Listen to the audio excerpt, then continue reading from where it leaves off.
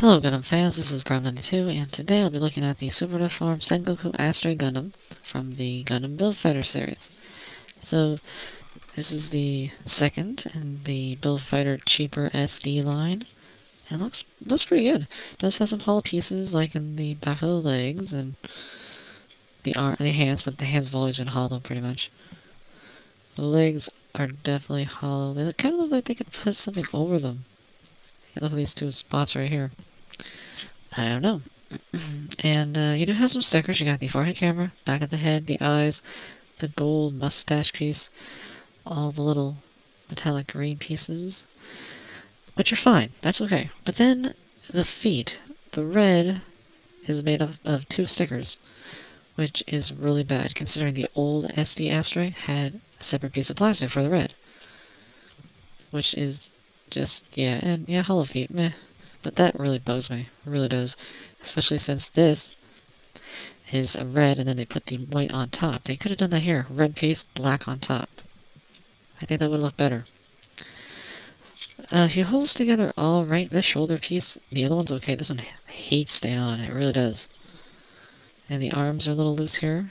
They come off the ball joint a little too easily. They'll hold a pose, but if you start moving it, they come off. But it looks pretty good. Love the V-fin. Love how big it is. Articulation-wise, it does have the ball-jointed neck, like the other SDs. You got the ball joint at the torso, so I can go forward at the arm, and rotate. This shoulder armor. See, without the shoulder armor, this arm is actually pretty articulate, just like any other SD. You can bend at the elbow, rotate at the wrist, but with the shoulder armor, it pretty much gets rid of all that. Because it's so big that it just stops all the articulation, except for like the hand. Which, it's annoying, but it's kind of the way it was built. It's the way that it's designed, like the actual mobile suit.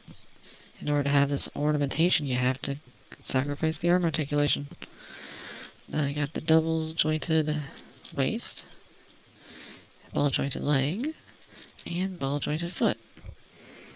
So it's still the same as the other ones, just the arms are very limited.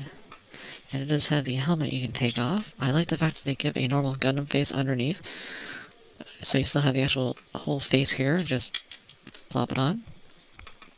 And you still have the arms, which are, like I said, ball jointed at the top, and they're swiveled down here. So you can still use those. Still got the shield, which you can have them hold. Like that.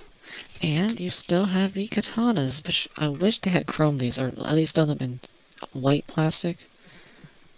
I don't know, I don't like them in the gray, black plastic. They're nicely detailed. Long handles. And you can hold them. And they can also be held in the hands, which I think is why they're so long. Right like that. That's pretty nice. And you can also store them on the shoulder armor.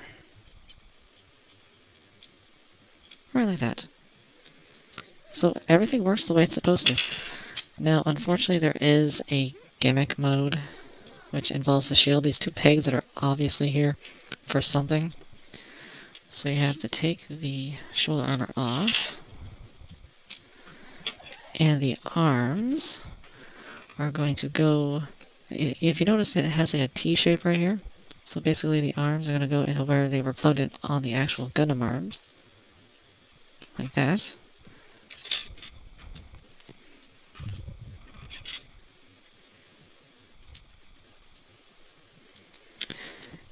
And let's give him the other sword.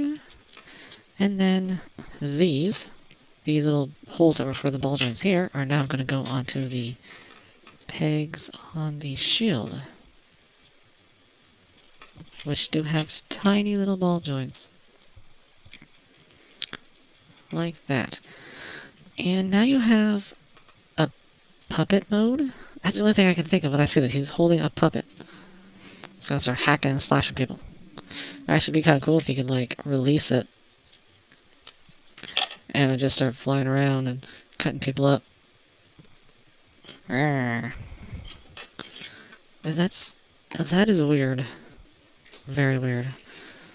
I It's unique. It's definitely unique. Never seen a puppet mode before on a Gundam. I don't think. G Gundam might have done it. I don't know. But it is definitely weird. So let me just get this guy back to normal. Alright, so even though it had that weird mode, it doesn't really detract from the overall figure, because I didn't even know these were part of it. And these pegs, you can easily cut them right off. It's not a big deal. So aside from that, it's a nice kit. It does have more stickers. These feet are really bad. This is my biggest problem. Should have had a red piece of plastic right there. But aside from that, it does need some paint, like any other SD, but it's not too bad. It's a pretty decent SD. Now, it is in scale with the newer SDs, as you can see. And I think the main reason they give us a Gundam face underneath is so you can do this. It is a whole swappable armor gimmick they're going for. I kind of like that. That actually looks pretty good. And you can also pull off the front skirt and also the shoulders and the weight on the arms. And let's show off the old Astray red frame. Obviously shorter, not as bulky looking because of the armor, but it has the red plastic on the feet, and it even has look at this, it has toe articulation. It is gappy on the side of the legs, but this guy's gappy on the back. So I still really like this SD, the old SD, but it even has better shoulder. It actually has superior articulation. The Astrays back in the day definitely got a lot more love than the other mobile suits in model form. It was weird. So yeah, I kind of want to try and give him his parts. Or give him his parts, that would be kind of cool, but yeah, they're both nice. So that is the new Sengoku Astray Gundam SD, and it's pretty cool. I like it, and it has some problems. Obviously the arms are very limited, thankfully. You have the extra arms, so that's not too bad. That weird puppet thing is stupid. It's there. It's unique. But it is an alright SD for being a cheaper one. So that's about it, and I'll see you at the next review.